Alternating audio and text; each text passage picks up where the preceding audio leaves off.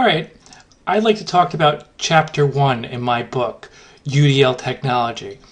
Chapter 1's about file transfer, and I know you're thinking transferring files is probably not the most exciting subject, but it's very important. When something's not working, obviously you need to know how to transfer files. This came about because with iPads, transferring a file you would think would be a self-explanatory, easy thing, and it tends to be more complicated. So I usually recommend a couple things. I recommend that people use three methods to transfer. One is Dropbox, and the reason I recommend Dropbox is because it attaches to the most apps possible. I also recommend Google Drive because it's highly unlikely that you'll ever meet a teenager that doesn't have a Gmail account, and every Gmail account also has a Google Drive account. The third way seems very low-tech, but is email. You can often, with the iPad, you can upload it to an email and then just send it to where you need to send it. So those are three ways I teach people how to transfer files.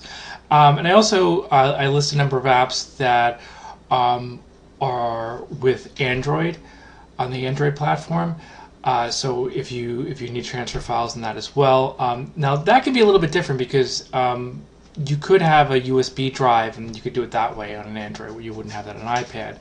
And you could also use Dropbox, or you could use Google Drive. You could use similar ones. There's the names of the apps that they use are just slightly different. But there's also a couple other ways to transfer files that people often don't think of. One way is scanning in the files. You can scan in files a couple ways. Obviously, you can take a picture of it, and sometimes just taking a picture of it's enough. You can also get apps that I call them scanner apps. You take a picture of a document and then you could turn the document into a PDF, and then you could use the document, or you could just save the document to your Google Drive or OneDrive or whatever service you save things to, and that would be one way to do it. And there's a couple different ones that I recommend people use. The ones I use are Fine Scanner and Tiny Scanner. There's a bunch of really good ones that get like 4.5, 5 stars, 4 to 5 stars that will do the same thing. So I think it's a matter of preference, but there's a lot out there to pick from.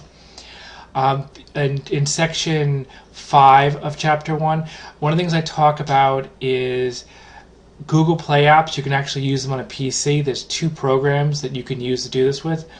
One's called BlueStacks, and the other one is called U-Wave.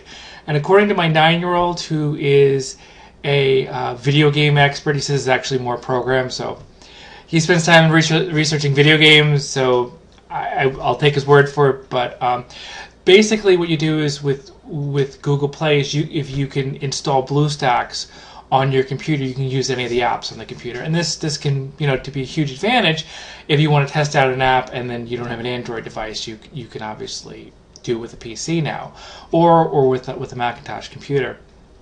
And there's a number of apps that you might want to use for a specific purpose. Let's say you want to use a note-taking app with a student. Well, if you didn't have a tablet, or maybe you're planning on getting one later on, you didn't have it right then, you could just simply use the PC and you could test out the app.